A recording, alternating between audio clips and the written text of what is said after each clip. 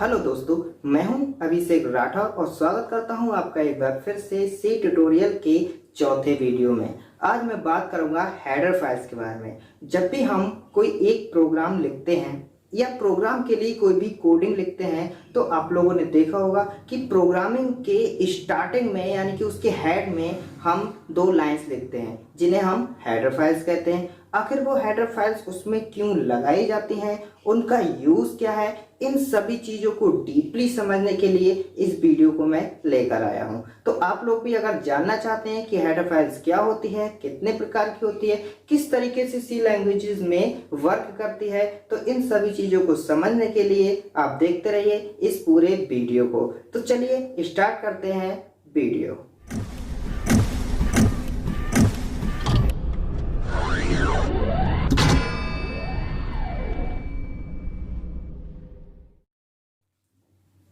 सबसे पहले मैं बात करता हूं कि हेडर फाइल्स होती क्या है। ठीक है, तो मैं इसकी एक डेफिनेशन आपकी स्क्रीन पर दिखा देता हूं। अगर आप चाहते हैं तो इसे नोट डाउन कर सकते हैं। बहुत ही स्पेशल तरीके से सरल भाषा में मैं आपके लिए एक ये लेकर आया हूं परिभाषा, तो आप इसको लिख सकते हैं। स्क्रीन पर शो हो रही है, जैसे कि आप देख सकते हैं। हेडर फाइल्स वो फाइल्स होती हैं जिनमें फंक्शन का डिक्लेरेशन दूसरी फाइल में यूज करने के लिए किया जाता है। हेडर फाइल्स को प्रोग्राम में यूज करने से हम एक ही कोड को बार बार लिखने से बच जाते हैं। इससे हमारा टाइम भी सेव होता है और साथ ही साथ प्रोग्राम भी शॉर्ट और रीडेबल हो जाता है। ठीक है, तो इसका मतलब क्या है? ये तो एक परिभाषा हो गई, लिखने के हिसाब से आप समझ लेते हैं। देखिए, इसमें दिया गया है कि हेडर फाइल में फंक्शन का डिक्लेरेशन दूसरी फाइल में यूज करने के लिए किया जाता है। ठीक है, तो फंक्शन क्या होता है? हम इस जैसे कि बहुत तरीके के इसमें फंक्शन होते हैं। स्कैनएफ हो गया, प्रिंटएफ हो गया, क्लियर स्क्रीन हो गया, फैक्ट हो गया, साइन हो गया, या हम खुद के भी इसमें फंक्शंस को बना सकते हैं। तो ये फंक्शन को बनाने के लिए हम कुछ हेडर फाइल अपनी खुद की भी क्रिएट कर लेते हैं और कुछ पहले से ही हमें इसमें दी भी गए हैं। तो इन सभी चीज़ों को भी समझ लेते हैं। तो पहले हमें समझना होगा कि हेडर फाइल्स कितने प्रकार की होती हैं, उसी के बाद हम हेडर फाइल को पूरी तरीके से समझ पाएंगे। तो चलिए जान लेते हैं कि हेडर फाइल्स कितने प्रकार की होती हैं। हेडर फाइल्स हमारी दो प्रकार की होती हैं। कितने प्रकार की होती हैं? दो प्रकार की होती हैं। स्क्रीन पर सामने आ रही हैं। एक बिल्ट इन हेडर फाइल्स, जिसे हम प्री डिफाइंड हेडर फाइल्स भी कहते हैं। दूसरी हमारी आ जाती हैं यूजर डिफाइंड हेडर फाइल्स। अभी इनके बारे में हम समझ लेते हैं। वैसे तो आपको नाम से पता लग रहा है प्री डिफाइंड। प्री डिफाइंड का क्या मतलब है? जो पहले से डिफाइन की गई है। सी लैंग्वेज हम जिसमें कोडिंग कर रहे हैं, कोई ना कोई एक सॉफ्टवेयर होगा, फिर चाहे वो हमारे पास कोड ब्लॉक हो, डेव प्लस हो या टर्बो सी प्लस प्लस हो। तो इनमें सभी में क्या करता है कि कंपाइलर में पहले से ही कुछ हेडर फाइल्स डिफाइन कर दी गई हैं जिनको हम यूज कर लेते हैं। ठीक है, और दूसरी जो यहाँ पर शो की जा रही हैं यूजर डिफाइंड हेडर फाइल, नाम से पता लग रहा है जिन्हें यूजर डिफाइन करेगा। यूजर कौन है? हम हैं। प्रोग्रामर कौन? हम। यानी जो भी प्रोग्राम लिख रहा है वही यूजर होगा। अगर वो उसे लगता है कि ये फंक्शन इसमें नहीं दिया गया है या ये हेडर फाइल इसमें नहीं दी गई है, तो वो अपनी आवश्यकता के अनुसार उन्हें क्रिएट कर लेता है।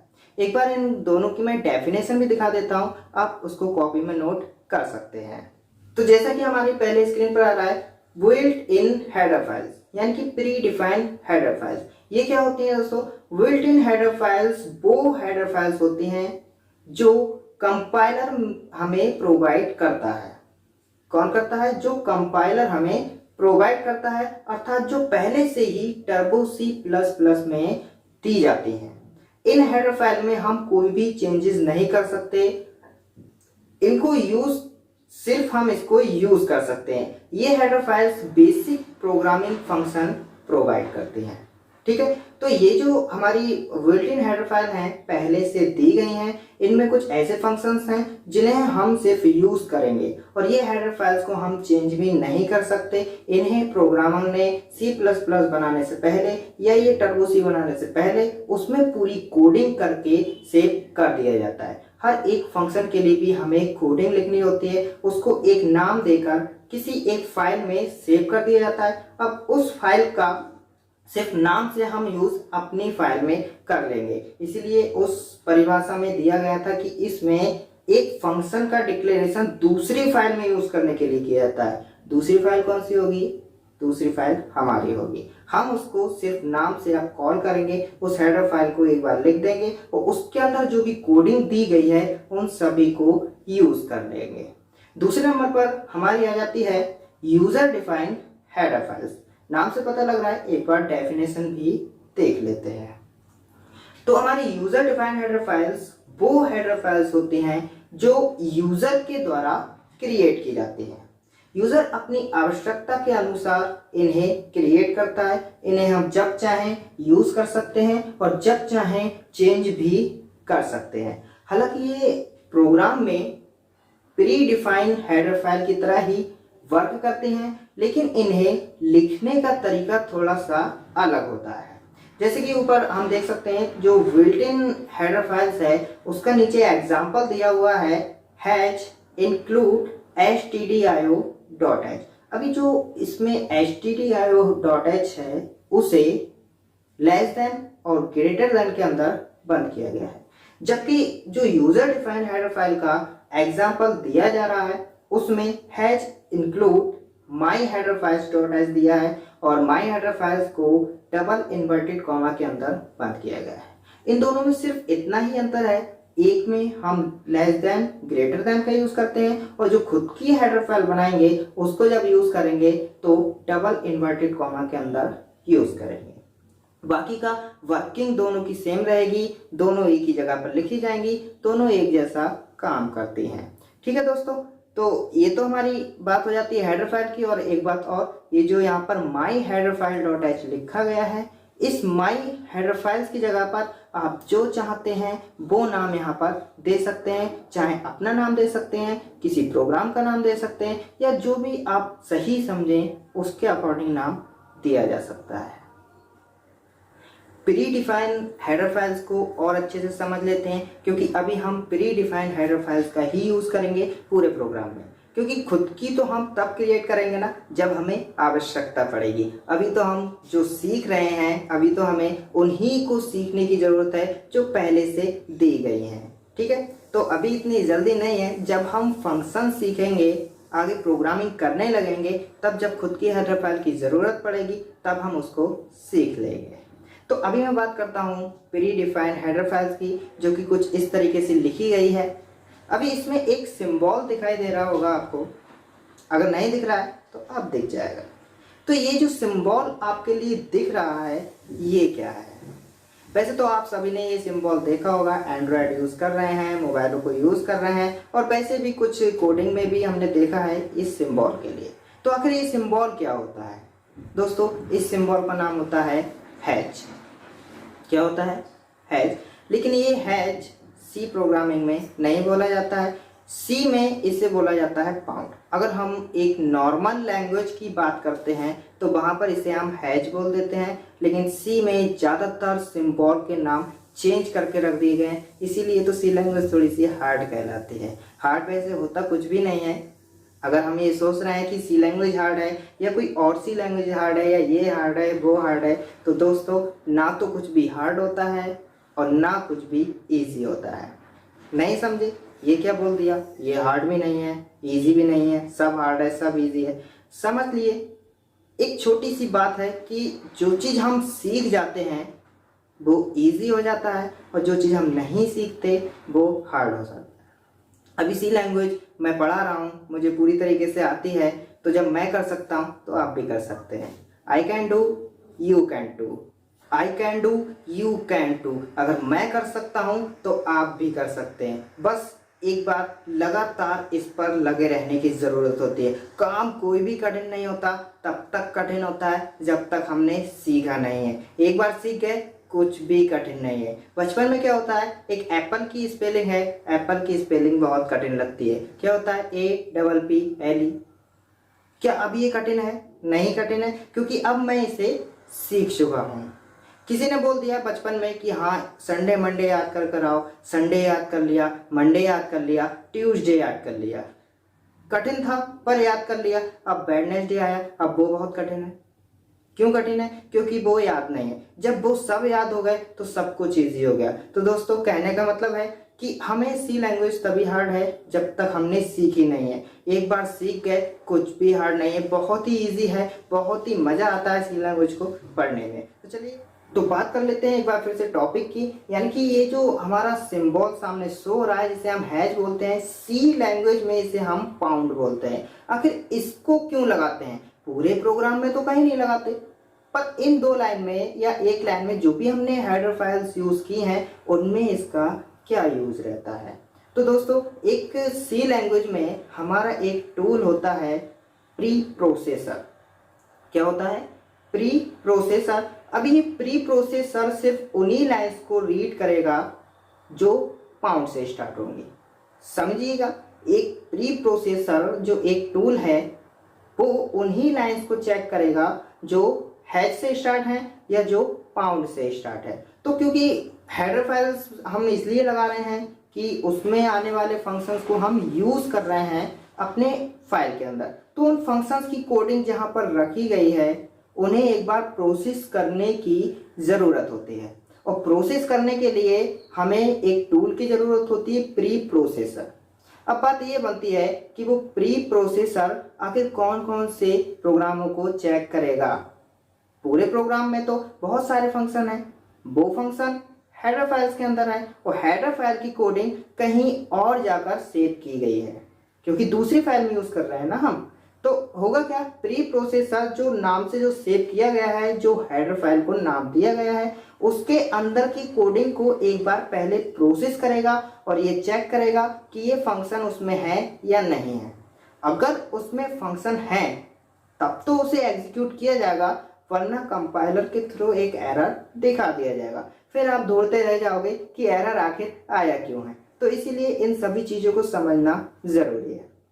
एक बार प्री प्रोसेसर के बारे में अच्छे से डिफाइन कर देता हूं, आप चाहो तो इसे भी नोट डाउन कर सकते हो, पेपर में कई बार पूछा जाता है। तो बात कर लेते हैं हम कि प्री प्रोसेसर क्या होता है।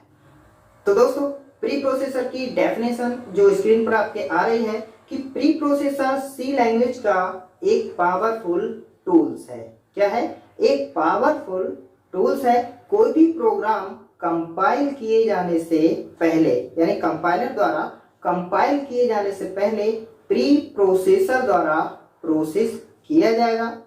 ये उन्हीं लाइंस को चेक करता है या उन्हीं लाइंस को प्रोसेस करता है जो पाउंड से यानी हैज से स्टार्ट की जाएंगी। और जितनी भी लाइनें हैज से या पाउंड से स्टार्ट की जाएंगी उन सभी को प्री प्रोसेसर डायरेक्टिव्स बोला जाएगा।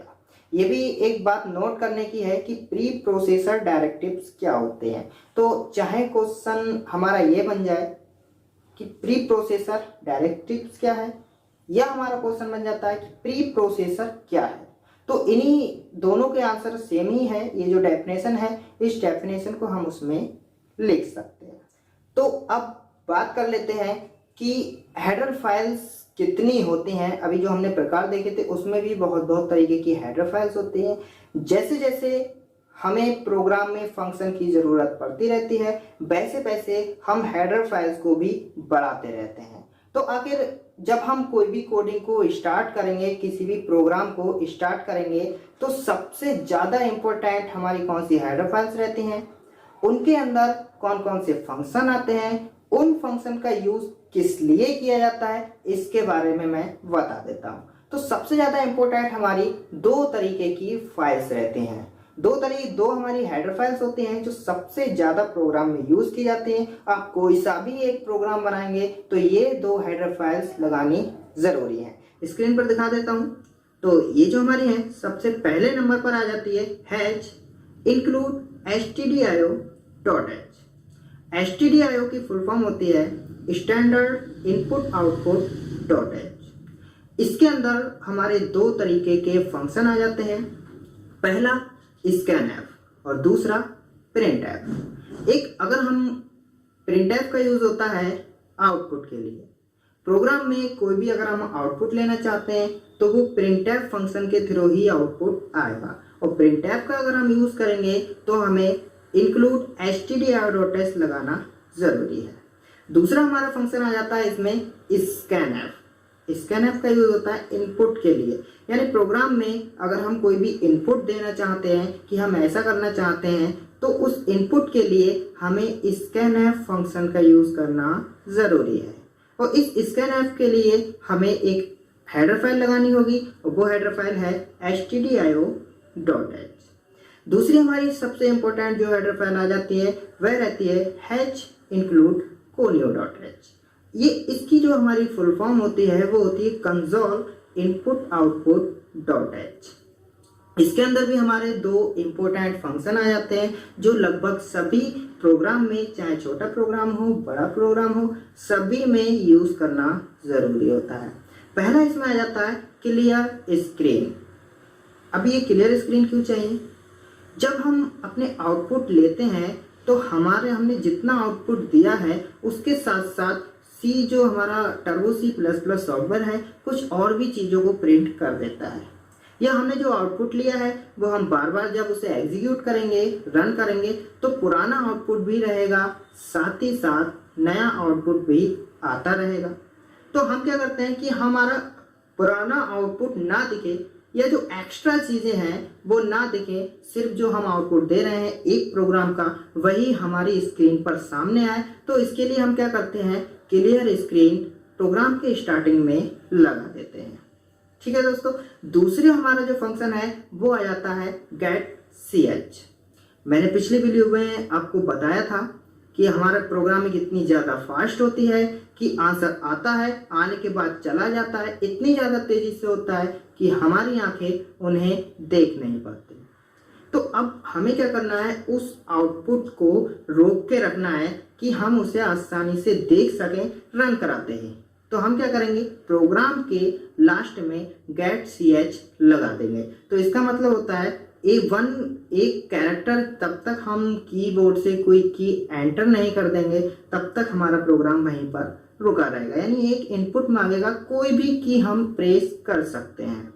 दूसरा होल्ड आउटपुट, तो ये दोनों हमारे काम हो जाते हैं। कंसोल है यानी आउटपुट आने के बाद की चीज़ों को कंट्रोल करेगा, और ये जो स्टैंडर्ड इनपुट आउटपुट है वो प्रोग्राम से पहले इन चीज़ों को कंट्रोल करेगा। तो ये 4 फंक्शंस, 2 हेडर फाइल्स लगाना हमारे लिए ज़रूरी है। उम्मीद करता हूं दोस्तों आपको हेडर फाइल से रिलेटेड सारे डाउट्स क्लियर हो गए होंगे। अगर कोई अभी भी कोई डाउट रह जाता है तो आप नीचे कमेंट बॉक्स में कमेंट कर सकते हैं, उसके लिए भी मैं क्लियर कर दूंगा। और अगर वीडियो पसंद आई हो तो इसे लाइक कीजिए, सब्सक्राइब कीजिए और ज़्यादा से ज़्यादा शेयर कीजिए। जय हिंद, जय भारत।